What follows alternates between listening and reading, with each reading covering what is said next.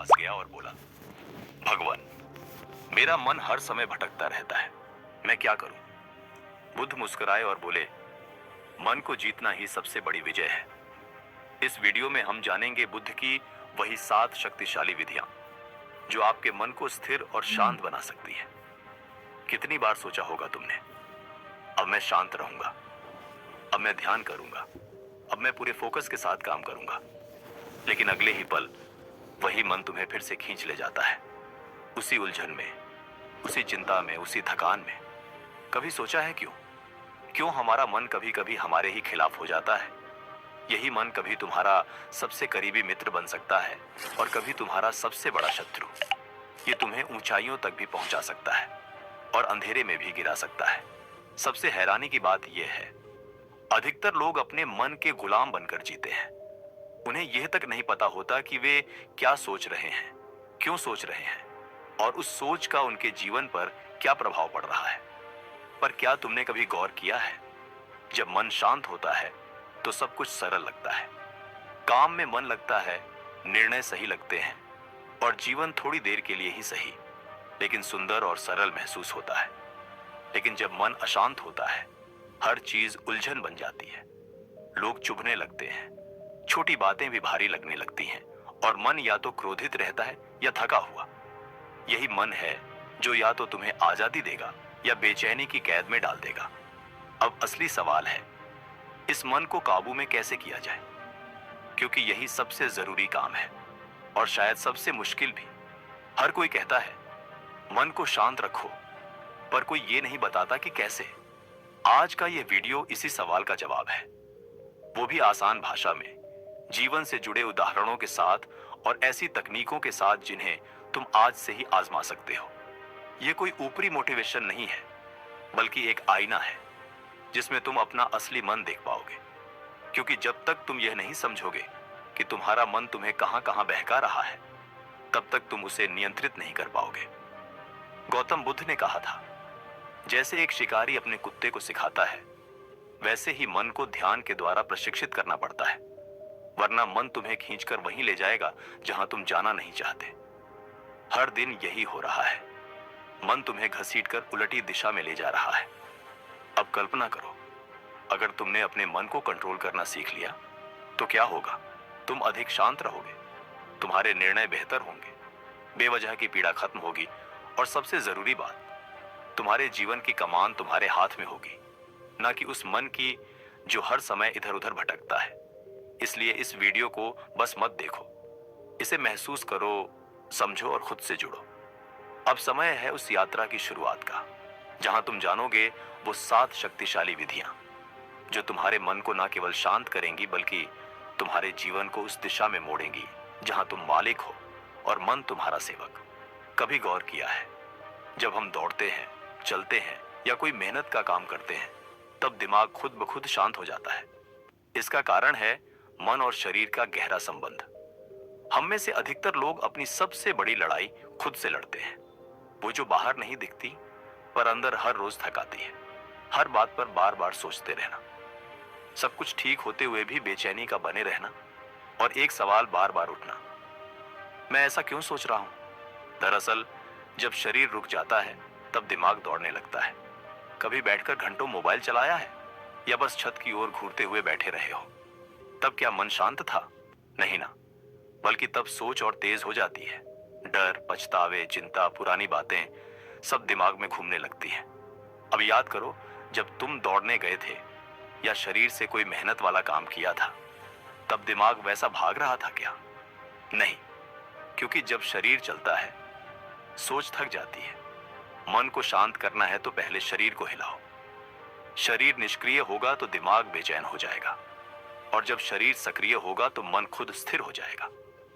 यह कोई सिर्फ मनोवैज्ञानिक सिद्धांत नहीं है, बल्कि यह सच है। उन हजारों लोगों का अनुभव है जिन्होंने खुद को चिंता, डिप्रेशन या ओवरथिंकिंग से बाहर निकाला, बिना किसी दवाई के, सिर्फ शरीर को चलाकर। लोग कहते हैं मेरे पास समय नहीं है, पर सोचो, ओवरथिंक करने के लिए तुम्हारे पास कई घंटे हैं, चिंता में डूबे रहने के लिए पूरी रात है, लेकिन 30 मिनट चलने का वक्त नहीं। यही तो फर्क है सोच और कर्म में। सोच एक भीतर की आग है, और जब तक तुम उसे शरीर की गति से शांत नहीं करोगे, तब तक वह मन को जलाती रहेगी।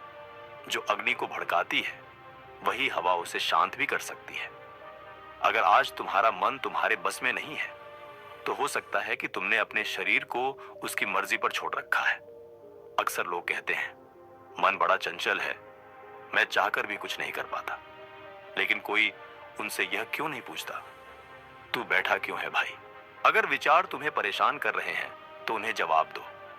उठो, कुछ करो, टहलो, सीढ़ियां चढ़ो, थोड़ा दौड़ो, 2 किलोमीटर तक चलो, कुछ भी करो, लेकिन शरीर को सक्रिय करो। क्योंकि जब शरीर थमता है, तब विचार दौड़ने लगते हैं। तुम किसी भी महान व्यक्ति की जीवन गाथा पढ़ लो, हर किसी ने अपने सबसे कठिन समय में एक बात जरूर की होती है, एक्शन लिया होता है। उन्होंने बैठकर किस्मत को कोसा नहीं, उठकर कदम उठाया है, क्योंकि वे जानते थे, जब तक मैं खुद को नहीं हिलाऊंगा, मेरा ही मन मुझे अंदर से खा जाएगा। खुद से एक साधारण सा सवाल पूछो, क्या मैं सोचकर थक रहा हूं या चलकर? जो लोग सोच सोच कर थकते हैं, उनके चेहरे पर चिंता की लकीरें होती हैं, गुस्सा होता है और निराशा झलकती है। लेकिन जो लोग चलकर थकते हैं, उनके चेहरे पर पसीना होता है, एक शांति होती है, और थकान में भी एक सुकून होता है। ये फर्क बहुत गहरा है। काम करने से शरीर थकता है, लेकिन बिना कुछ किए सिर्फ सोचते रहने से आत्मा थक जाती है। और जब आत्मा थकती है, तब मन टूटने लगता है, बिखरने लगता है। कई लोग जीवन में अच्छी सोच लाना चाहते हैं, लेकिन याद रखो, अच्छी सोच कभी बैठकर नहीं आती। वह तभी आती है जब तुम अच्छा जीवन जी रहे होते हो। एक एक्टिव रूटीन, सुबह जल्दी उठना, थोड़ा पसीना बहाना, कुछ समय अकेले बिताना, यही असली फार्मूला है। अगर तुम चाहते हो कि तुम्हारा मन तुम्हारी सुने, तो पहले उसे यह दिखाओ कि तुम कमजोर नहीं हो। तुम्हारे अंदर हिम्मत है रोज अपने आलस, सुस्ती और बेकार विचारों से लड़ने की। अपने शरीर को चलाकर, इसलिए अगली बार जब तुम्हारा मन बेकाबू हो जाए, विचार बेतहाशा भागने लगे, चिंता सताने लगे, बेचैनी दिल को घेर ले, तो किसी को कॉल मत करना, इंस्टाग्राम पर स्क्रॉल मत करना, सोचने मत बैठ जाना, बस जूते पहनना और निकल जाना। चलना शुरू करो। 5 मिनट चलोगे, 50 विचार गायब हो जाएंगे। 10 मिनट चलोगे, बेचैनी उतरने लगेगी। और जब पसीना बहने लगेगा ना, तब तुम्हारा दिमाग खुद कहेगा, थोड़ा रुक जा, अब मैं भी चुप बैठना चाहता हूं। शरीर को चलाओ, सोच खुद शांत हो जाएगी। यह सिर्फ एक सलाह नहीं, यह जीवन का नियम है। और जिसने इस नियम को समझ लिया, उसने अपने जीवन की सबसे बड़ी जंग जीत ली।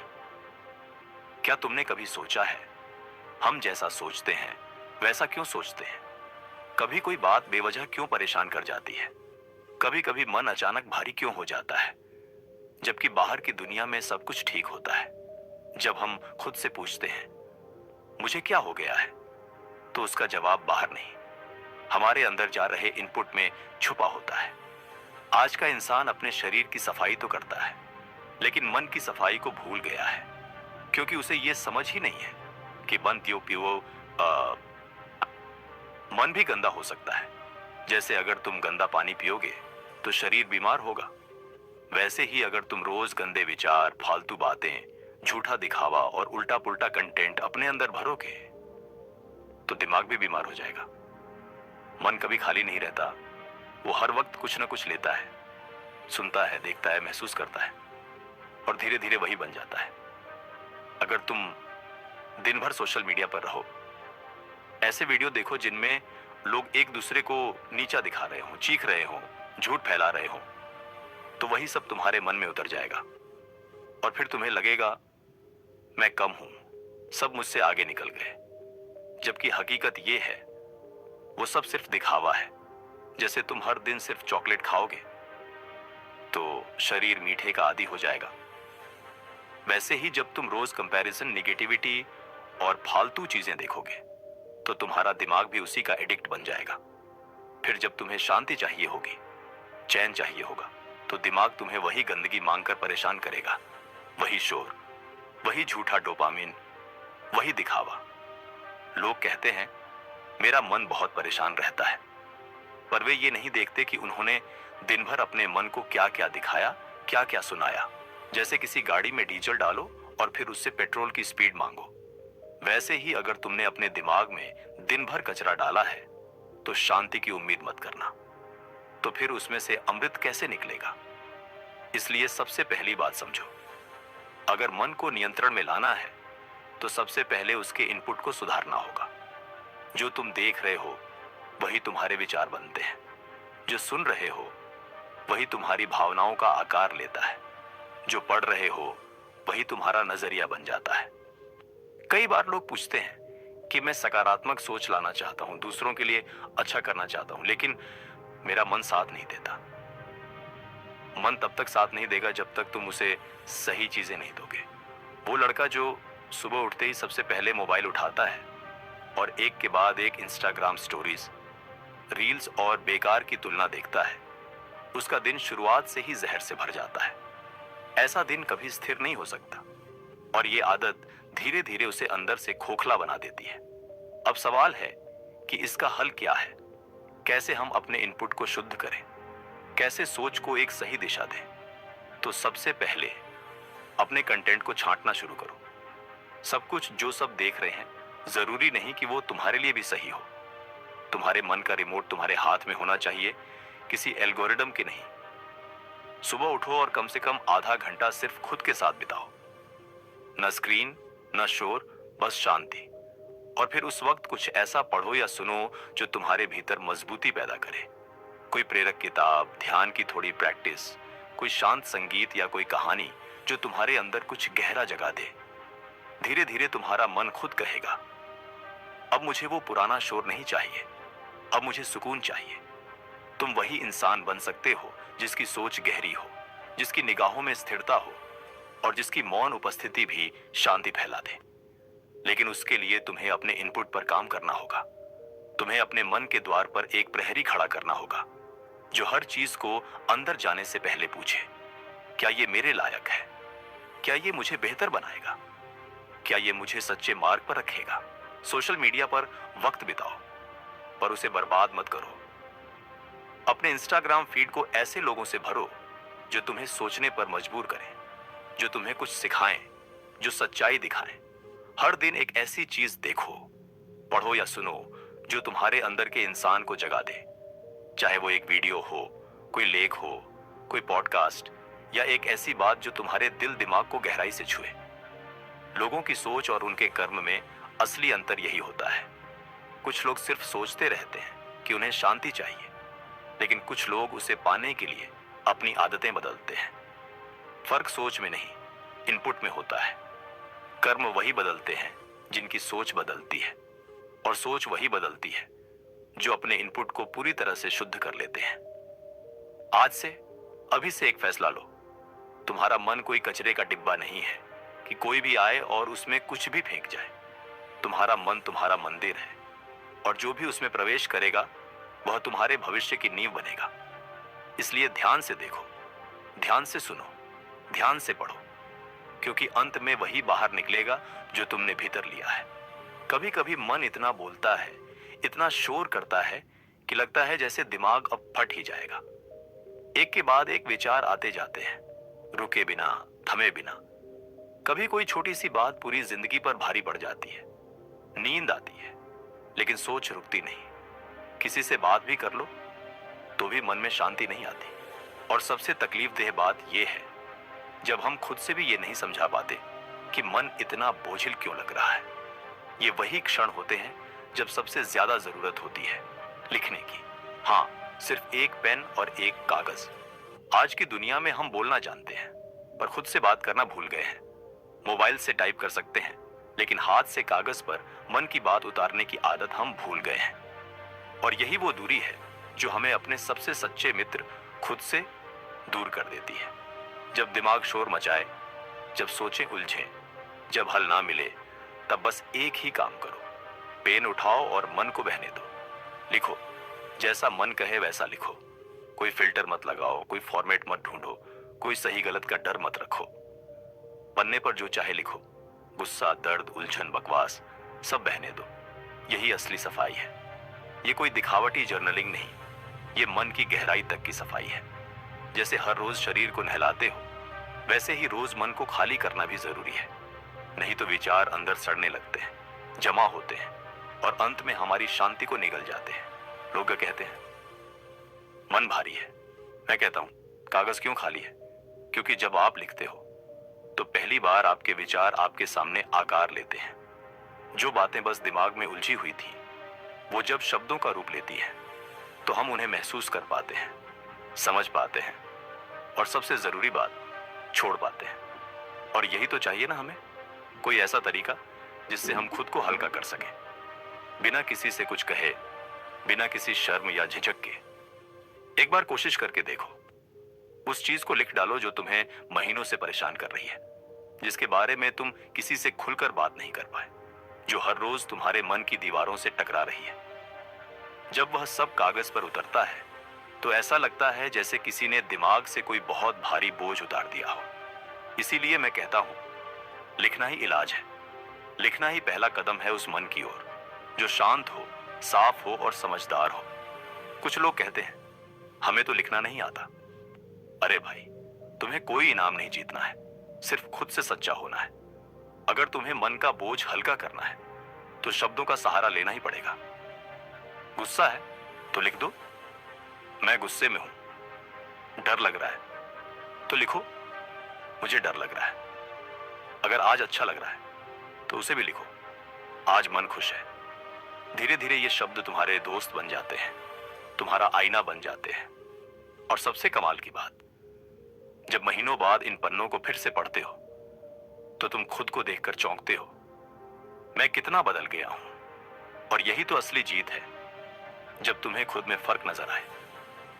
इस दुनिया में हर कोई बोलना चाहता है, सबको सुनाने की जल्दी है, लेकिन खुद को सुनना ये एक कला है।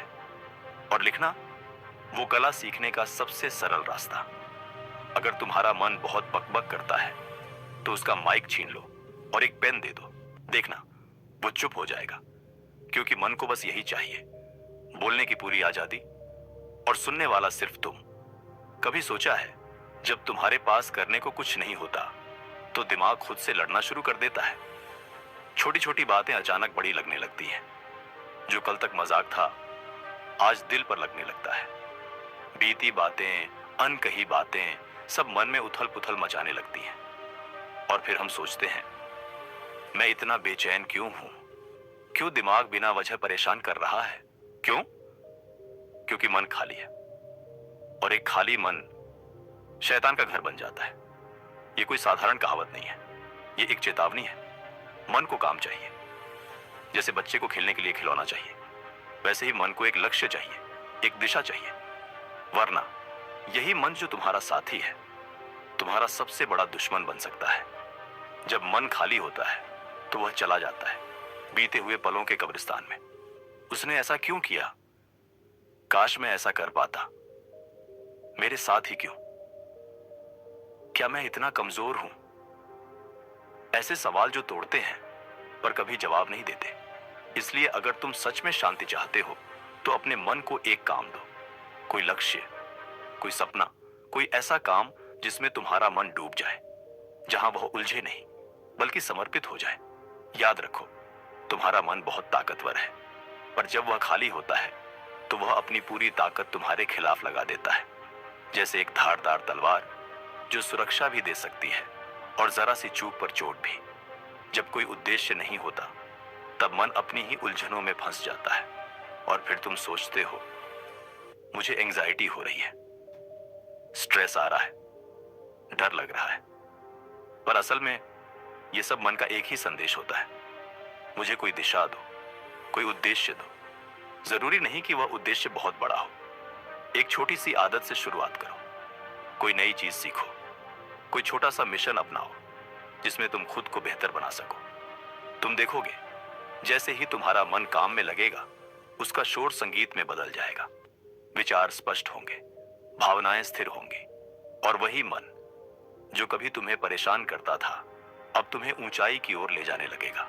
देखो, हम सबके जीवन में समस्याएं होती हैं, लेकिन जिनका मन व्यस्त होता है वे मुश्किलों में भी नहीं टूटते, क्योंकि उनका मन काम में लगा होता है, दर्द में नहीं, जिस दिन तुमने अपने मन को एक ऐसा कार्य दे दिया जिसमें दिल भी लगे और आत्मा भी, उसी दिन से तुम खुद को बदलना शुरू कर दोगे। तुम्हारा मन तुम्हारे नियंत्रण में आ जाएगा, क्योंकि अब वह खाली नहीं रहेगा। और इस आज की दुनिया में जहां हर कोना तुम्हारा ध्यान भटकाने की कोशिश कर रहा है, वहीं एक स्थिर मन ही तुम्हारी असली ताकत बनेगा। हर जगह ध्यान भटकाने वाली चीजें हैं, और जब मन खाली होता है तो ये डिस्ट्रैक्शन उसे तोड़ डालती है। लेकिन अगर तुम्हारे पास कोई मकसद है, कोई दिशा है, तो यही मन तुम्हें इन चीजों से बचा कर रखता है। बात इतनी सी है, मन तुम्हारा दुश्मन नहीं, वो तो बस तुम्हारा साथ चाहता है। लेकिन तुमने उसे नजरअंदाज किया, समझा ही नहीं, और अब वो बेचैन हो गया है। अब उसे बुलाओ, उससे बात करो, उसे काम दो। जब भी लगे कि दिमाग बहुत शोर कर रहा है, कि तुम अपने आप से दूर हो गए हो, तो खुद से एक सवाल पूछो, क्या मेरा मन खाली है? अगर जवाब हाँ है, तो तुरंत उसे कोई काम दो। मन वही करता है जो उसे सिखाया जाता है। या तो तुम उसे कुछ अच्छा सिखाओ, या वह तुम्हें उलझनों में उलझा देगा। कभी गौर किया है, जब हम डरते हैं तो सांसें तेज और उथली हो जाती हैं, लेकिन जब हम सुकून में होते हैं तो सांसें धीमी और गहरी होती हैं। इसका मतलब है कि मन और सांस का रिश्ता बेहद गहरा है। हर भावना, हर सोच सांसों से जुड़ी होती है। लेकिन हम में से कितने लोग हैं जो सच में कभी अपनी सांसों को देखना सीखते हैं? दिन भर हम सोचते रहते हैं, कल की चिंता, कल की उम्मीद, लेकिन हमारी सांस वह हर पल हमारे साथ होती है, शांत, सरल, स्थिर। मन को रोकने का सबसे आसान तरीका है सांस को देखना, क्योंकि मन हमेशा या तो भविष्य में दौड़ता है या भूतकाल में उलझता है, लेकिन सांस सिर्फ वर्तमान में होती है। जब तुम अपनी सांस पर ध्यान देना शुरू करते हो, तो मन को कोई और रास्ता नहीं मिलता, उसे रुकना ही पड़ता है। शुरुआत में कठिन लगेगा, क्योंकि विचार आएंगे, सवाल उठेंगे, लेकिन तुम्हें बस बार बार खुद से कहना है, मैं अभी सिर्फ सांस देख रहा हूं। एक लंबी सांस लो, महसूस करो कैसे वह नथुनों से गुजरती है, छाती उठती है, पेट फैलता है, और फिर धीरे धीरे सांस छोड़ो। बस देखना है, कुछ करना नहीं है। यहीं से शुरू होती है मन की सफाई, यहीं से शुरू होता है भीतर का नियंत्रण। जैसे कोई शोर भरे शहर से निकलकर शांत पहाड़ों में पहुंचे, वैसा ही बदलाव महसूस होगा। लोग पूछते हैं, ध्यान कैसे करें? मैं कहता हूं, बस सांस को देखना शुरू करो। लोग कहते हैं, मन बहुत सोचता है। मैं कहता हूं, उसे सांस के पास बैठा दो, क्योंकि जिसने सांस को समझ लिया, उसने मन को जीत लिया। ये कोई रहस्य नहीं, ये विज्ञान है। आज वैज्ञानिक भी मानते हैं कि गहरी सांसें और माइंडफुलनेस एंजाइटी, डिप्रेशन और स्ट्रेस को घटाते हैं। क्यों? क्योंकि जब तुम गहरी सांसें लेते हो, तो शरीर और दिमाग दोनों को संदेश मिलता है, अब सब ठीक है। सांस तुम्हारी वह दोस्त है जो जन्म से लेकर मृत्यु तक तुम्हारे साथ रहती है, बिना शिकायत, बिना थके। पर हम ही हैं जो उसे नजरअंदाज कर देते हैं। आज से बस एक छोटा सा अभ्यास शुरू करो। हर दिन केवल 5 मिनट शांत बैठो और अपनी सांस को देखो। कोई विचार आए, आने दो, पर फिर से लौट आओ अपनी सांस की ओर। धीरे धीरे तुम्हारे भीतर कुछ बदलने लगेगा। मन शांत होगा, सोचें साफ होंगी, और सबसे जरूरी, तुम खुद से जुड़ने लगोगे। हम बाहर की दुनिया को बदलने में लगे रहते हैं, पर असली बदलाव तब होता है जब भीतर की लहरें थमती हैं। सांसें ही वह पुल है जो तुम्हें इस तूफान से निकालकर शांति के किनारे तक पहुंचा सकती है। तो जब भी मन भागे, जब भी बेचैनी हो, बस एक काम करना, सांस को देखना शुरू कर देना। मन खुद चुप हो जाएगा, क्योंकि जिस तरह एक तीर चल जाने के बाद वापस नहीं आता, उसी तरह एक बार निकले हुए शब्द कभी पूरी तरह मिट नहीं पाते। और सबसे बड़ा पछतावा उन्हीं शब्दों का होता है जो हमने बिना सोचे समझे कहे होते हैं, या वो बातें जो हम कहना चाहते थे पर कह नहीं पाए। लेकिन जब तुम मन को शांत करना सीख जाते हो, तब शब्द भी संजीदा हो जाते हैं और जीवन धीरे धीरे सरल हो जाता है। पता है, काश उस वक्त मैं चुप रहा होता, काश वो एक बात कहने से पहले थोड़ा रुक गया होता, काश मैंने अपने शब्दों पर थोड़ा संयम रखा होता। और इन्हीं काश की गांठों में पूरी जिंदगी उलझ जाती है। असल में मन पर असली नियंत्रण तब नहीं होता जब हम आंखें बंद करके ध्यान में बैठते हैं। बल्कि तब होता है जब कोई हमें नीचा दिखाए, गुस्से में कुछ कहे, हमारे स्वाभिमान को ठेस पहुंचाए, और हम फिर भी शांत रह जाएं। क्योंकि मन की सबसे कठिन परीक्षा वही होती है जब विचार जुबान तक आ चुके होते हैं, लेकिन हम उन्हें बाहर आने नहीं देते। यह आसान नहीं है, यह बेहद कठिन है। लेकिन जो इंसान इस एक कला में निपुण हो गया, उसके पास दुनिया की सबसे अनोखी शक्ति आ जाती है, चुप रहने की शक्ति। हम सोचते हैं कि बोल देंगे, पलटकर जवाब देंगे तो मामला खत्म हो जाएगा, लेकिन वहीं से असली आग भड़कती है। एक बात दूसरी को जन्म देती है और फिर बात बढ़ती जाती है। कई बार इतनी कि रिश्ते टूट जाते हैं, सालों की नजदीकियां खत्म हो जाती हैं। अब सोचो, अगर उस एक पल में तुमने खुद को रोक लिया होता तो क्या आज यह सब बिगड़ा होता? तुम्हारी चुप्पी कभी तुम्हारी कमजोरी नहीं है, वह उस क्षण की निशानी है जब तुमने अपने मन को पकड़ लिया, जबकि तुम्हारा अहंकार, गुस्सा और भावनाएं तुम्हें धकेलने को तैयार थीं। दुनिया में सबसे ताकतवर वह व्यक्ति नहीं है जो सब कुछ बोल सकता है, बल्कि वह है जो सब कुछ जानकर भी मौन रह सकता है। शब्दों का मूल्य वही जानता है जिसने शब्दों की वजह से अपने संबंध खोए हों या जिनका दिल शब्दों से टूटा हो। जैसे एक नदी बहती है तो बहुत शोर करती है, लेकिन एक गहरी झील होती है तो बिल्कुल शांत होती है। ठीक वैसे ही एक गहरे इंसान को हर बात पर प्रतिक्रिया देने की जरूरत नहीं होती। वह सुनता है, समझता है और फिर सोच समझकर बोलता है। कभी कभी सबसे बड़ा बदलाव इस एक चीज में छुपा होता है कि जब कोई तुम्हें उकसाए, कोई ताना मारे या अपमान करे, तब तुम रुक कर सोचो, क्या मेरा जवाब देने से यह सुलझेगा या और उलझेगा? अगर कोई क्रोध में बोले तो क्या मैं भी उसी क्रोध से जवाब दूं या फिर चुप रहकर उस आग को शांत कर दूं? ये जो सोच कर बोलो वाली बात है ना, ये सिर्फ एक सुझाव नहीं है, ये भीतर की शक्ति है। आज हर कोई बोल रहा है, जैसे कुछ साबित करने की होड़ लगी हो, लेकिन जो बिना बोले सिर्फ अपनी मौजूदगी से असर छोड़ देता है, वही सच्चा साधक होता है। और याद रखो, तुम्हारा सबसे बड़ा शत्रु तुम्हारी जुबान हो सकती है, अगर वह तुम्हारे मन के नियंत्रण में नहीं है। इसलिए हर बार कुछ बोलने से पहले खुद से 3 सवाल पूछो। क्या यह बोलना जरूरी है?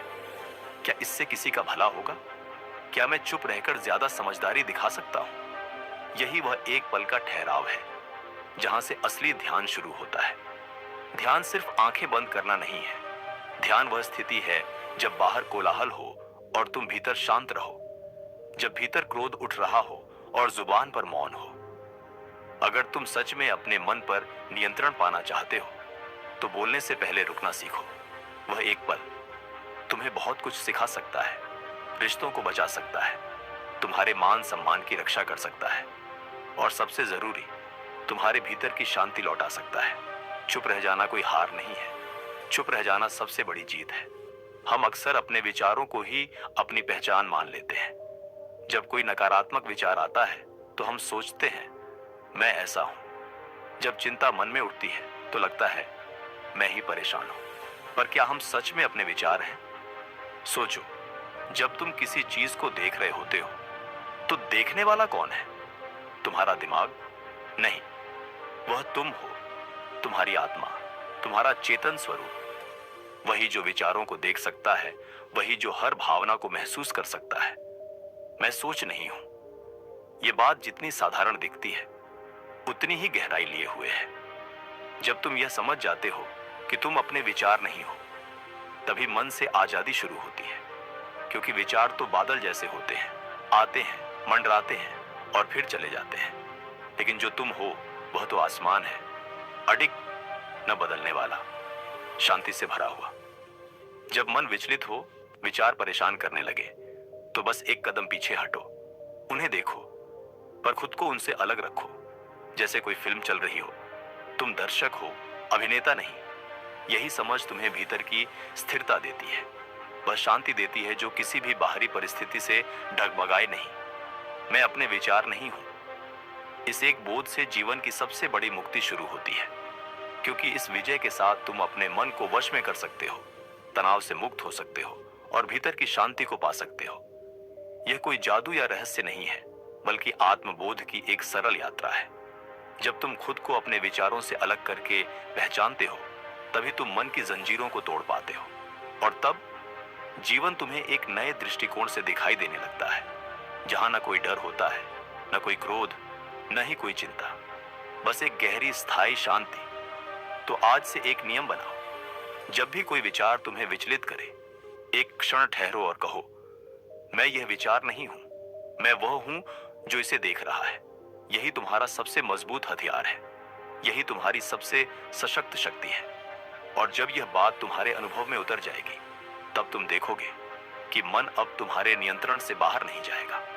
याद रखो, तुम अपने विचार नहीं हो, तुम वह हो जो सोचता है, जो देखता है, जो अनुभव करता है।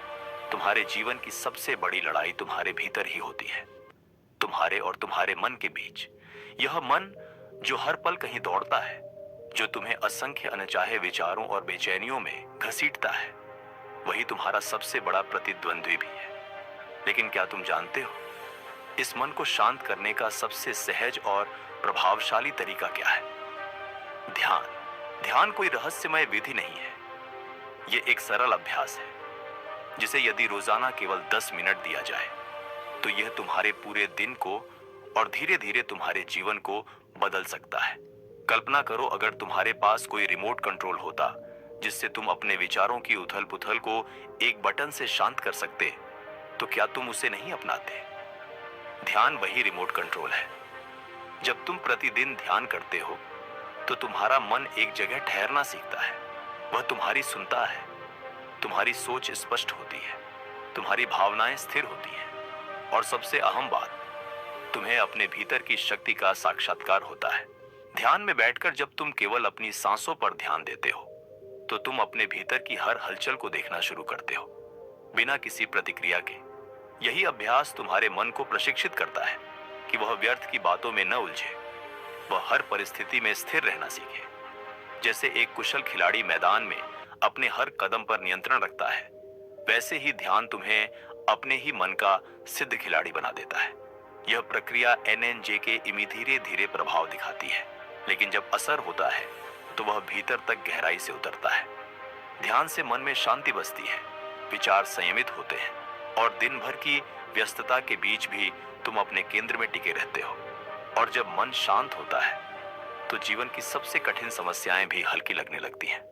तो आज से शुरुआत करो, सिर्फ 10 मिनट रोज। पहली बार में लगेगा कि मन इधर उधर भटक रहा है, पर परेशान हो। ये प्रक्रिया का ही हिस्सा है। बस सांसों को महसूस करते जाओ, अपने अंदर की आवाजों को सुनते जाओ, और तुम देखोगे कि कैसे मन धीरे धीरे अपने स्थिर होता जा रहा है। ध्यान तुम्हें वह शक्ति देता है जिससे तुम अपने विचारों की लहरों को नियंत्रित कर सकते हो। और जब तुम मन पर नियंत्रण पा लेते हो, तब जीवन पर भी तुम्हारा नियंत्रण बढ़ने लगता है। याद रखो, ध्यान कोई बड़ा परिवर्तन लाने वाला कठिन अभ्यास नहीं है। ये तो एक छोटी सी आदत है जो तुम्हें बहुत बड़ी आजादी दे सकती है। अब बस यह समझ लो, मन को काबू में रखना कोई चमत्कार नहीं है। इसमें बस थोड़ी सी जागरूकता चाहिए, थोड़ा धैर्य, और रोजाना का एक छोटा अभ्यास। जैसे तुम टीवी का रिमोट कंट्रोल संभालते हो, वैसे ही अब अपने मन का कंट्रोल अपने हाथ में लो। क्या और हाँ, मन को वश में करने के ये तरीके जरूर अपनाओ, वरना मन तो भागेगा ही, जैसे बच्चे मिठाई की दुकान देखकर भागते हैं। अगर आपको ये वीडियो पसंद आया हो, तो नीचे लाइक बटन जरूर दबाएं, ताकि हम और भी ऐसे प्रेरणादायक और ज्ञानवर्धक वीडियो आपके लिए ला सकें। और चैनल को सब्सक्राइब करना ना भूलें, क्योंकि यहाँ सिर्फ ज्ञान नहीं, अनुभव भी मिलेगा। टिप्पणी में बताएं कि आपको सबसे ज्यादा कौन सी बात असरदार लगी, या आप अपने मन को कैसे कंट्रोल करते हैं। क्या आपने कभी किसी को बिना किसी कारण क्रोधित होते देखा है? सोचिए, अगर कोई व्यक्ति आपको अपशब्द कहे, गालियां दे, तो आप क्या करेंगे? क्या आप उसी क्रोध में जवाब देंगे? लेकिन सोचिए, अगर आप बिल्कुल शांत रहे, तो क्या होगा? कुछ ऐसा ही हुआ जब एक क्रोधित ब्राह्मण गौतम बुद्ध से मिलने पहुंचा, और जो घटित हुआ वह किसी चमत्कार से कम नहीं था। यह घटना मगध राज्य की है, जहां एक अत्यंत प्रतिष्ठित ब्राह्मण रहता था। उसका नाम था देवराज। लेकिन जितनी उसकी प्रतिष्ठा थी, उतना ही अधिक उसका अहंकार भी था। उसे लगता था कि केवल वही सच्चा ज्ञानी है और बाकी सब अज्ञानी है। जब उसे पता चला कि लोग एक सन्यासी गौतम बुद्ध को महात्मा कहकर सम्मान दे रहे हैं, तो उसका घमंड आहत हो गया। उसने सोचा, ये एक साधारण सन्यासी जिसके पास ना वेदों का ज्ञान है, ना किसी यज्ञ की दीक्षा, उसे लोग महात्मा कैसे कह सकते हैं। क्रोध से भरा देवराज निर्णय करता है कि वह बुद्ध की परीक्षा लेगा और उनके सामने उन्हें नीचा दिखाएगा। वह बुद्ध के पास पहुंचा जब वे अपने शिष्यों को उपदेश दे रहे थे, लेकिन देवराज ने न तो कोई नम्रता दिखाई, न कोई शिष्टाचार। आते ही वह गरज कर बोला, अरे बुद्ध, तेरा सारा ज्ञान झूठा है। तू लोगों को भ्रमित कर रहा है। असली ज्ञान तो वेदों में है। तू कौन होता है सत्य का मार्ग दिखाने वाला? उसका चेहरा क्रोध से लाल था, आंखें जल रही थी और वह अपशब्दों की बौछार करने लगा। वहां बैठे शिष्य स्तब्ध रह गए। कुछ को क्रोध आया, कुछ भ्रमित हो गए, लेकिन बुद्ध, वे शांत, स्थिर और मुस्कुराते हुए वहीं बैठे रहे, जैसे कुछ हुआ ही नहीं हो। जब देवराज कुछ देर तक अपनी कटुता उड़ेल चुका, तब बुद्ध ने शांत स्वर में पूछा, ब्राह्मण, यदि कोई व्यक्ति तुम्हें कोई उपहार दे और तुम उसे स्वीकार न करो, तो वह उपहार किसके पास रह जाता है? देवराज चौंका। उसे लगा कि बुद्ध विषय से भटकाना चाह रहे हैं, लेकिन फिर भी उसने उत्तर दिया, यदि मैं उपहार न लूं, तो वह उसी के पास रहेगा जिसने उसे दिया है। यह तो साधारण बात है। बुद्ध ने मुस्कुराकर उत्तर दिया, तो फिर ब्राह्मण, मैं तुम्हारी गालियां स्वीकार नहीं कर रहा। बताओ, अब ये गालियां किसके पास रह गई? देवराज हक्का बक्का रह गया। उसकी आंखें फैल गईं और जीभ मानो तालू से चिपक गई। सारे शिष्य विस्मय में डूब गए। क्या यह व्यक्ति वास्तव में केवल एक साधारण सन्यासी है? यह तो एक गहरे ज्ञान की ध्वनि थी, लेकिन कहानी यहीं खत्म नहीं होती। देवराज भीतर तक हिल चुका था, लेकिन उसका अहंकार अभी भी जीवित था। उसने एक व्यंग्यपूर्ण मुस्कान के साथ कहा, ठीक है बुद्ध, मान लिया तेरा उत्तर चौंकाने वाला था, पर क्या तू यह बता सकता है कि क्रोध को जड़ से कैसे मिटाया जाए? बुद्ध ने उत्तर दिया, लेकिन इतना धीमे स्वर में कि केवल पास बैठे शिष्य ही उसे सुन सके। अगले ही क्षण देवराज का चेहरा सफेद पड़ गया। आखिर बुद्ध ने ऐसा क्या कहा जो ब्राह्मण को चुप करा गया? और यह सब कैसे जुड़ता है एक अहंकारी राजकुमार से? लेकिन कभी कभी जीवन में कोई ऐसा मिल जाता है जो बिना हथियार उठाए ही आपकी सारी ताकत को व्यर्थ सिद्ध कर देता है। यही घटना घटी मगध के राजकुमार अभय के साथ, जिसने बुद्ध को अपने घमंड से हराने की ठानी थी। पर बुद्ध ने जो किया, उसने पूरे राजमहल को स्तब्ध कर दिया। राजकुमार अभय अपने क्रोध और अहंकार के लिए कुख्यात था। वह योद्धा था, लेकिन उसका गुस्सा छोटी छोटी बातों पर भड़क उठता। अगर कोई सेवक जरा सी भी गलती कर देता, तो वह उसे कड़ी सजा देता। यहां तक कि महल के मंत्री तक उससे डरते थे और उसके गुरु भी कांपते हुए उसे शिक्षा देते, ताकि कहीं वह उन्हें अपमानित न कर दे। मगर अभय को इससे फर्क नहीं पड़ता था। उसे लगता था कि डर के सहारे ही वह शासन करेगा, लेकिन उसकी पीठ पीछे महल में फुसफुसाहटें होती रहती थी, जिस दिन यह राजा बनेगा, तबाह हो जाएंगे हम सब। पर अभय को इससे कोई फर्क नहीं पड़ता था। एक दिन उसे झांत हुआ कि बुद्ध ने एक क्रोधित ब्राह्मण को शांति से परास्त कर दिया। यह सुनकर अभय का अहंकार जाग उठा। उसने सोचा कि यदि यह साधु इतना ही ज्ञानी है, तो मुझे भी हरा कर दिखाए। उसने महल में एक विशेष सभा का आयोजन किया और बुद्ध को आमंत्रित किया। महल के सुंदर बाग में सभा सजी। चारों ओर मंत्री, सैनिक और स्वयं राजा भी उपस्थित थे। अभय ने बुद्ध को देखा। शांत चेहरा, आंखों में गहराई और होठों पर कोमल मुस्कान। यह सब देखकर उसका क्रोध और भी भड़क उठा। बुद्ध, वह गरजते हुए बोला, मैंने सुना है कि तुमने एक ब्राह्मण को चुप करवा दिया, पर मुझे मूर्ख मत समझना। मैं राजकुमार अभय हूं। मैं तुमसे एक प्रश्न करूंगा। यदि तुम सच में ज्ञानी हो तो उत्तर दो। बुद्ध मुस्कुराए और बोले, पूछो राजकुमार, मैं उत्तर दूंगा। अभय ने तिरस्कार के साथ कहा, अगर कोई क्रोधित होकर तुम्हें अपशब्द कहे, तो क्या तुम उसे दंड दोगे? बुद्ध ने शांत स्वर में उत्तर दिया, राजकुमार, यदि कोई व्यक्ति आपके पास कोई उपहार लेकर आए और आप उसे न स्वीकारें, तो वह उपहार किसके पास रह जाता है? अभय ने हंसते हुए कहा, यह तो सरल बात है। अगर मैं उपहार न लूं, तो वह देने वाले के पास ही रह जाएगा। बुद्ध बोले, तो फिर यदि कोई व्यक्ति क्रोध से भरे शब्द कहे और दूसरा उन्हें न अपनाए, तो वे कहां टिकेंगे? पूरा राजमहल स्तब्ध रह गया। सन्नाटा छा गया। अभी अभय कुछ कह पाता।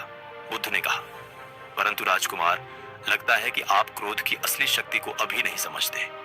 यदि आप चाहें तो मैं अभी यहीं आपको क्रोध से मुक्ति दिला सकता हूं। अभय हंसा, यह असंभव है। क्रोध मेरी शक्ति है मैं इसे छोड़ नहीं सकता। बुद्ध बोले, तो चलिए एक प्रयोग करते हैं। अगले 7 दिनों तक जब भी आपको क्रोध आए, बस उस क्षण को देखना, उसे पूरी तरह महसूस करना, लेकिन प्रतिक्रिया मत देना। फिर देखना क्या होता है। अभय को यह बात खेल जैसी लगी। उसने चुनौती स्वीकार कर ली, पर वह नहीं जानता था कि आने वाले 7 दिन उसकी दुनिया को पलट कर रख देंगे। अब प्रश्न यह है, क्या अभय इन 7 दिनों में अपने क्रोध को पहचान सका? क्या वह सच में बदल पाया, या फिर यह बुद्ध का कोई मानसिक खेल था?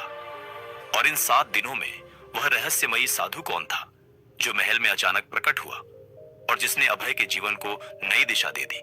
मैं खुद को रोक ही नहीं सकता, लेकिन क्या सच में क्रोध पर काबू पाना नामुमकिन है, या ये बस मन का एक भ्रम है?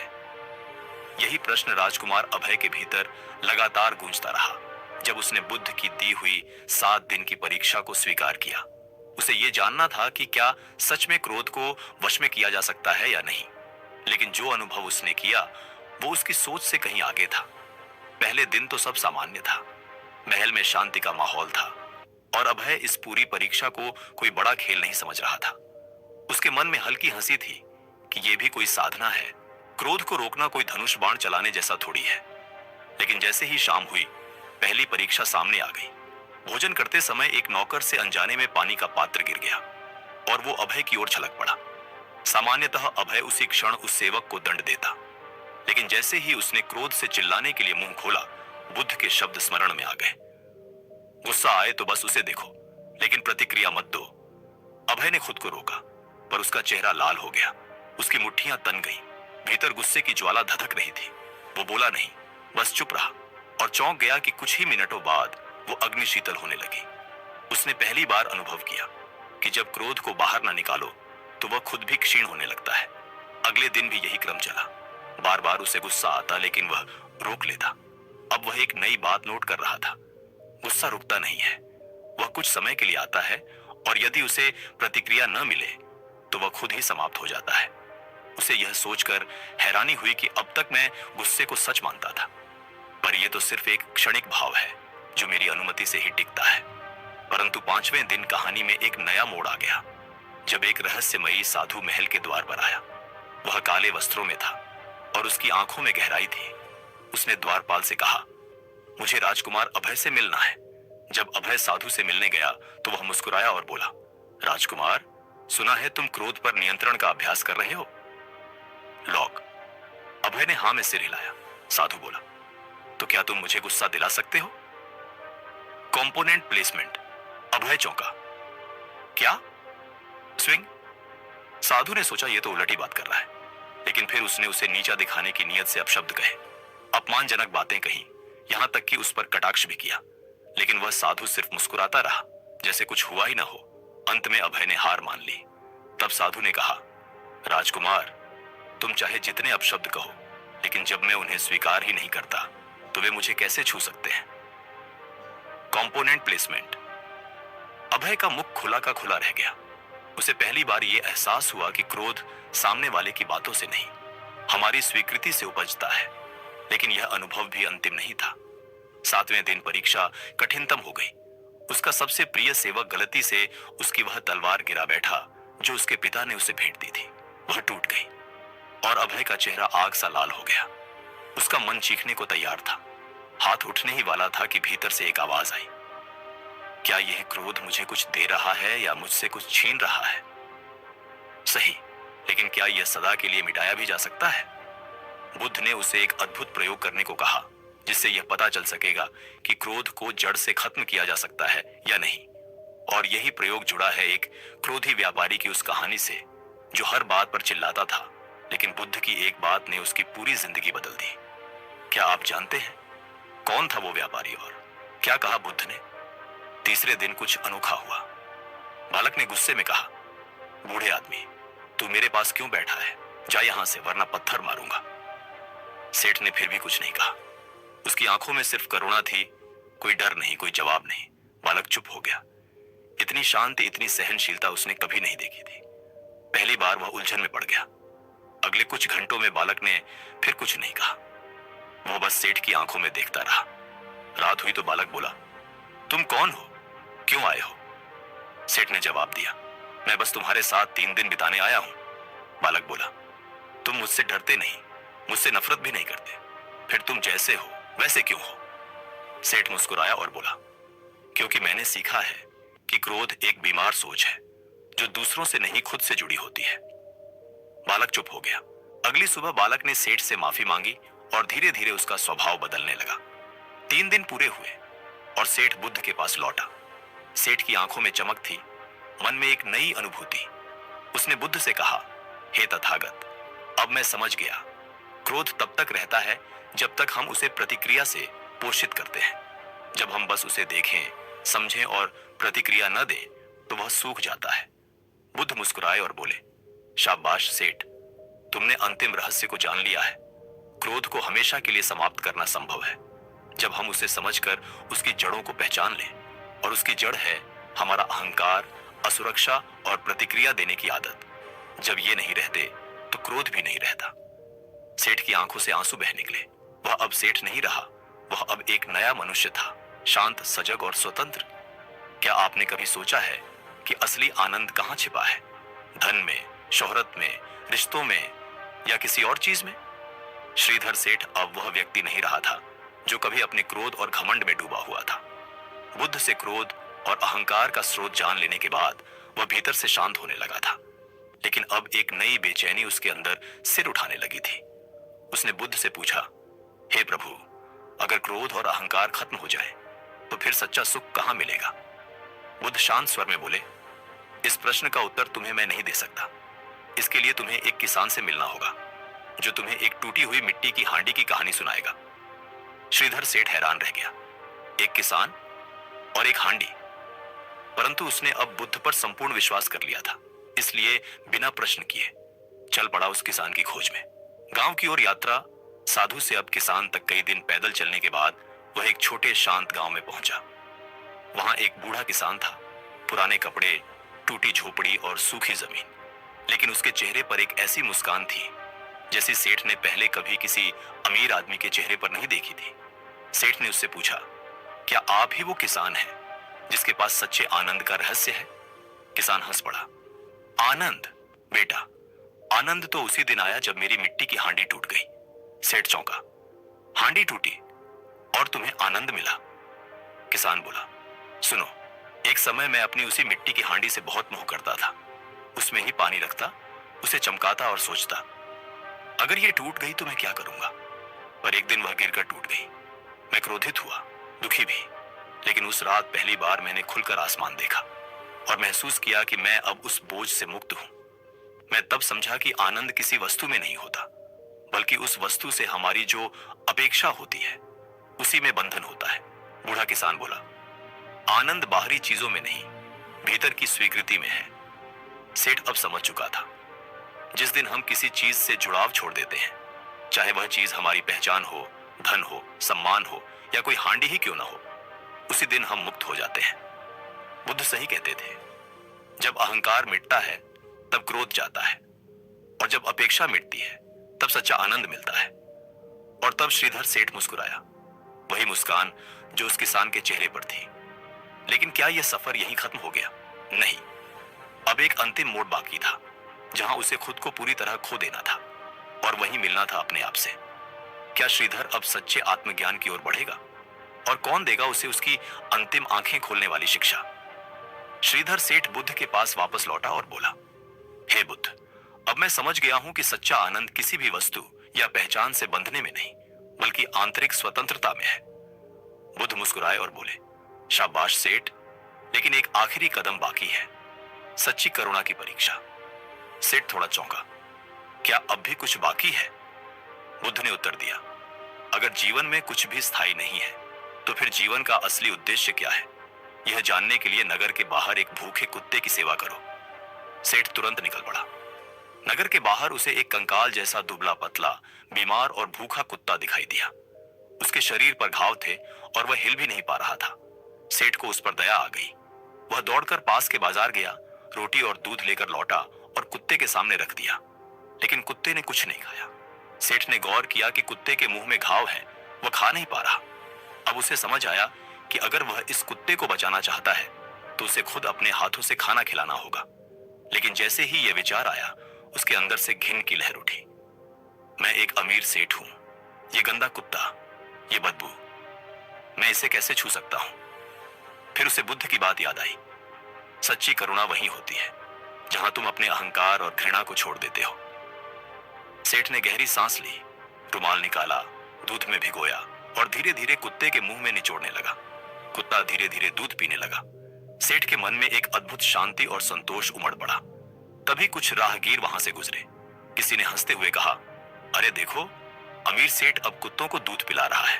दूसरा बोला, लगता है इसका दिमाग खराब हो गया है। पहले होता तो सेठ गुस्से में आ जाता, लेकिन इस बार वह शांत रहा। उसने मन ही मन कहा, अगर मेरी करुणा सच्ची है तो मुझे किसी की परवाह नहीं करनी चाहिए। सेठ हर दिन उस कुत्ते की सेवा करता रहा। धीरे धीरे कुत्ता ठीक होने लगा, उसके घाव भरने लगे, वह चलने लगा। लेकिन फिर एक दिन वह अचानक गायब हो गया। सेठ परेशान हो गया। अरे वो कुत्ता कहां चला गया? मैंने तो उसे ठीक किया था। क्या यह परीक्षा यहीं समाप्त हो गई थी या कुछ और रह गया था जानने के लिए? पढ़िए, बने रहिए कहानी में। वह कुत्ता कौन था?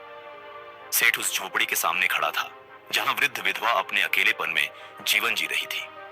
उसने दरवाजा खटखटाया और विनम्रता से पूछा, माथे, क्या मैं आपसे कुछ पूछ सकता हूं? विधवा मुस्कुराई और बोली, जरूर बेटा, जो पूछना है पूछो।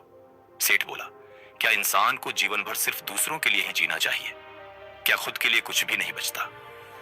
वृद्धा ने मुस्कुराकर अपनी कलाई उठाई, जहां कुछ चूड़ियां सही सलामत थीं और कुछ टूटी हुई। फिर उसने हाथ हिलाया और सेठ ने देखा कि टूटे चूड़ियों की खनखन तेज थी, जबकि बाकी शांत थी। सेठ चौंक गया। माथे, ये कैसा संकेत है? वृद्धा बोली, बेटा, यही तो जीवन का सबसे गहरा रहस्य है। जब सब चूड़ियां ठीक होती हैं तो वे एक दूसरे से टकरा नहीं पाती, कोई आवाज नहीं होती, संतुलन होता है। लेकिन जब कुछ चूड़ियां टूटी होती हैं तब टकराव होता है, खनखन होती है, मतलब अशांति। सेठ कुछ समझा पर अभी स्पष्ट नहीं हुआ। वृद्धा ने फिर समझाया, अगर जीवन में तुम पूरी तरह दूसरों के लिए ही जियोगे और अपने मन, अपने शरीर, अपनी आत्मा की अनदेखी करोगे तो तुम अंदर से टूट जाओगे। और जब इंसान खुद टूटा होता है तो दूसरों को भी सुख नहीं दे सकता। सेठ ने पूछा, तो फिर क्या सही है? वृद्धा बोली, सही वह है जो संतुलन में है। अपने लिए भी जीना चाहिए और दूसरों के लिए भी। सेवा जरूरी है, करुणा आवश्यक है, पर अपने मन का ध्यान रखना भी उतना ही जरूरी है।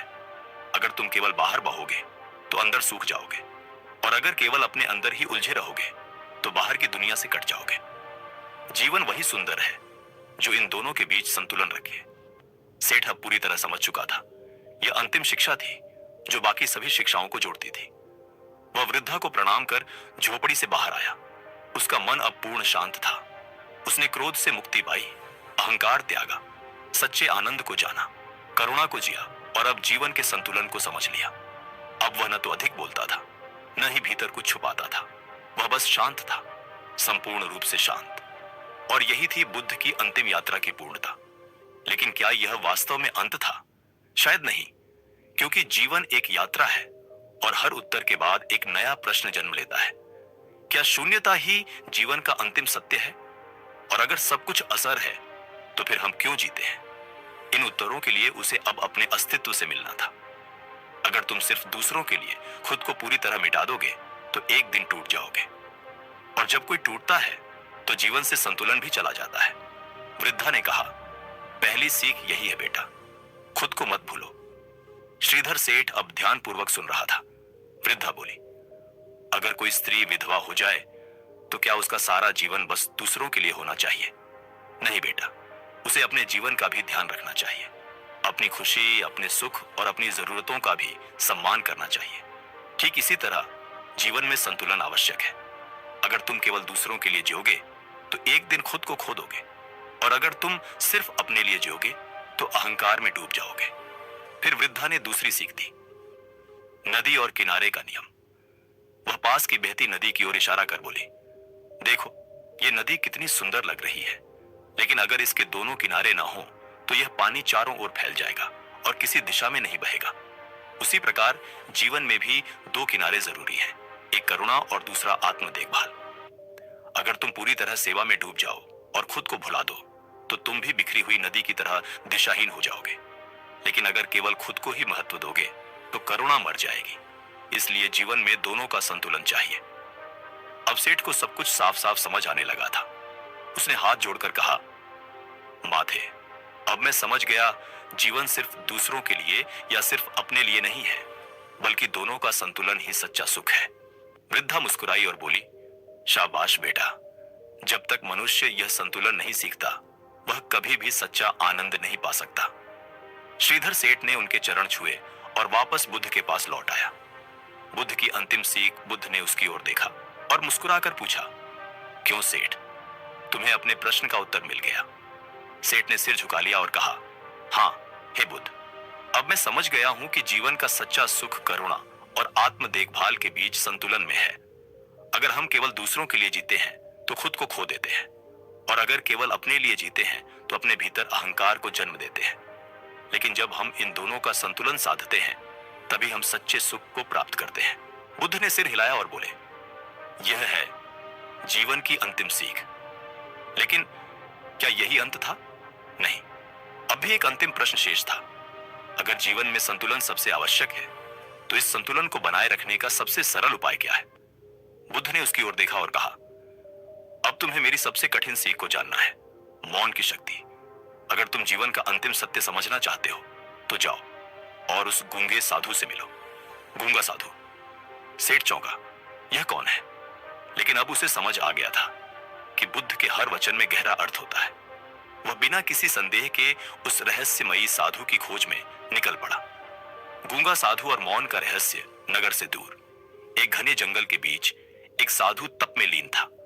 न वह बोलता था, न किसी से कोई इशारा करता, बस एक गहरे मौन में डूबा हुआ था। सेठ उनके पास गया और हाथ जोड़कर विनम्रता से बोला, हे महात्मा, मैं जीवन का अंतिम सत्य जानना चाहता हूं, कृपया मुझे मार्ग दिखाइए। साधु चुप रहे। सेठ ने फिर पूछा, क्या जीवन में मौन सबसे बड़ी शक्ति है? अब भी कोई उत्तर नहीं। सेठ थोड़ा परेशान हुआ, अगर आप कुछ कहेंगे ही नहीं तो मैं सीखूंगा कैसे? तभी साधु ने आकाश की ओर उंगली से संकेत किया। सेठ ने ऊपर देखा, सूरज चमक रहा था, लेकिन वह कुछ नहीं कह रहा था। हवा बह रही थी, बिना कोई शब्द बोले। नदी बह रही थी, लेकिन शांत।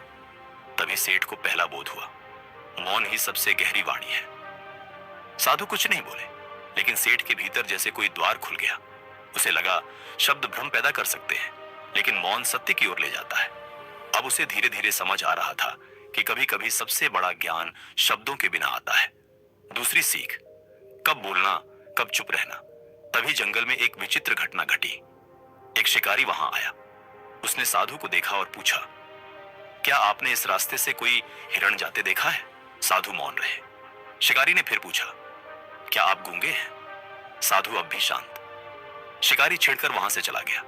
सेठ को आश्चर्य हुआ, अगर यह साधु सच बोल देता तो वह शिकारी उस निर्दोष हिरण को मार देता। अब उसे दूसरी सीख मिली, हर सत्य बोलने योग्य नहीं होता, कभी कभी मौन ही सबसे बड़ा धर्म होता है। अब सेठ को लगा कि वह जीवन का अंतिम सत्य जान चुका है। वह बुद्ध के पास लौटा और बोला, हे बुद्ध, अब मैं समझ गया हूं कि मौन ही सबसे बड़ी शक्ति है। अगर हम झगड़ों से बचना चाहते हैं तो हमें मौन को अपनाना चाहिए। अगर हमें सच्चा ज्ञान चाहिए तो शब्दों से ज्यादा मौन में ध्यान देना चाहिए। बुद्ध मुस्कुराए और पूछा, क्या तुम सच में सब कुछ समझ गए? सेठ ने गर्व से सिर हिलाया, हां गुरुदेव। लेकिन तभी बुद्ध ने एक चौंकाने वाला सवाल पूछा, अगर मौन ही सबसे बड़ी शक्ति है तो क्या मनुष्य को हमेशा चुप रहना चाहिए? सेठ चौंक गया। क्या मौन ही हर समस्या का हल है, या फिर बोलना भी उतना ही जरूरी है? जानने के लिए देखें, बने रहिए कहानी में। शब्दों की शक्ति, बोलना कब जरूरी है। अगर मौन ही सबसे बड़ी शक्ति है तो क्या इंसान को हमेशा चुप ही रहना चाहिए, या फिर कुछ बातें ऐसी भी होती हैं जिन्हें कहे बिना जीवन अधूरा रह जाता है? यही प्रश्न अब श्रीधर सेठ के मन में लगातार गूंज रहा था। वह अब तक बहुत कुछ सीख चुका था। उसने क्रोध पर विजय पाई, अहंकार को त्यागा, सच्चे आनंद का रहस्य जाना, निस्वार्थ करुणा को अपनाया, जीवन का संतुलन सीखा और मौन की शक्ति को भी पहचाना। लेकिन अब बुद्ध ने उससे एक और प्रश्न पूछा, क्या सच में मौन हर समस्या का समाधान है? श्रीधर कुछ देर सोचता रहा, फिर सिर झुकाकर बोला, हां गुरुदेव, मैंने देखा कि मौन से शांति मिलती है, झगड़े रुकते हैं और भीतर से सत्य का बोध होता है। बुद्ध मुस्कुराए और बोले, अगर ऐसा है तो अब जाओ और मौन संत से मिलो। श्रीधर चौंका। मौन संत? ये कौन थे? पर अब वह समझ चुका था कि बुद्ध की हर सीख के पीछे कोई गहरी परत छिपी होती है। बिना एक भी सवाल किए वह मौन संत को खोजने निकल पड़ा। मौन संत की पहली और पहली सीख नगर से बहुत दूर एक पहाड़ी की चोटी पर एक संत रहते थे। उनका केवल एक ही नियम था, मैं जीवन भर मौन रहूंगा। श्रीधर वहां पहुंचा और उन्हें नम्रता से प्रणाम किया। वह कुछ बोलने ही वाला था कि उसे ध्यान आया, ये संत तो कभी कुछ कहते ही नहीं। उसने इशारों से समझाने की कोशिश की कि वह बुद्ध की सीख को पूरा करने आया है। संत मुस्कुराए और संकेत से उसे बैठने को कहा। तभी अचानक तेज हवाएं चलने लगी, वृक्ष झूमने लगे, सूखे पत्ते उड़ने लगे और तभी एक छोटा बच्चा पास की खाई की ओर फिसलने लगा। श्रीधर चिल्लाया, बचाओ, कोई है क्या? इस बच्चे को पकड़ो। लेकिन मौन संत वहीं चुपचाप बैठे रहे, न तो हिले न कोई प्रतिक्रिया दी। श्रीधर को बहुत गुस्सा आया। आप संत हैं, फिर भी कुछ नहीं कर रहे? बोल नहीं सकते तो कम से कम इशारा तो कर सकते थे। श्रीधर दौड़ा और बच्चे को खाई में गिरने से बचा लिया। फिर पलटकर संत की ओर नाराजगी से देखा। तभी संत ने पहली बार अपने जीवन में अपना मौन तोड़ा। वे बोले, यही तुम्हारे प्रश्न का उत्तर है। श्रीधर हैरान रह गया। संत बोले, मौन तब तक अच्छा है जब तक वह किसी को हानि न पहुंचाए। अगर मैं चुप रहता और तुम कुछ न करते तो यह बच्चा मर सकता था। इसलिए मेरी पहली सीख है, जब जरूरी हो तब बोलो।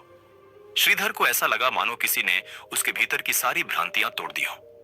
संत फिर बोले, मैंने जीवन भर मौन इसलिए रखा ताकि जब बोलूं तो हर शब्द का अर्थ हो। जब शब्दों की कीमत ना रहे तब मौन बेहतर होता है, लेकिन जब मौन किसी की जान ले सकता हो तब बोलना ही धर्म है। दूसरी सीख। शब्दों का मूल्य। अब श्रीधर थोड़ा शांत हुआ, पर संत ने उसे दूसरी सीख भी दी। उन्होंने कहा, क्या तुम जानते हो इंसान सबसे अधिक गलती कब करता है? श्रीधर चुप रहा। संत बोले, जब वह बोलता है बिना सोचे बिना समझे। शब्द तलवार से भी तेज होते हैं, ये किसी का जीवन बना सकते हैं और बिगाड़ भी सकते हैं। श्रीधर को अपने पुराने दिन याद आने लगे, जब वह गुस्से में नौकरों को अपमानित करता था, परिवार पर चिल्लाता था और दूसरों को नीचा दिखाता था। अब उसे समझ आ रहा था कि शब्द केवल संप्रेषण का माध्यम नहीं बल्कि शक्ति है। संत ने उसे तीसरी और अंतिम सीख दी। यदि जीवन में सुख और शांति चाहते हो तो हर शब्द बोलने से पहले 3 बातें सोचो। 1, क्या यह सच है? दूसरा, क्या यह जरूरी है? 3, क्या इसे प्रेम से कहा जा सकता है? अगर इन तीनों का उत्तर हां है तभी बोलो, वरना मौन रखो। अब श्रीधर की आंखें भर आई थी। वह बुद्ध के पास लौटा और कहा, हे बुद्ध, अब मैं समझ गया, मौन और शब्द दोनों का संतुलन ही असली ज्ञान है।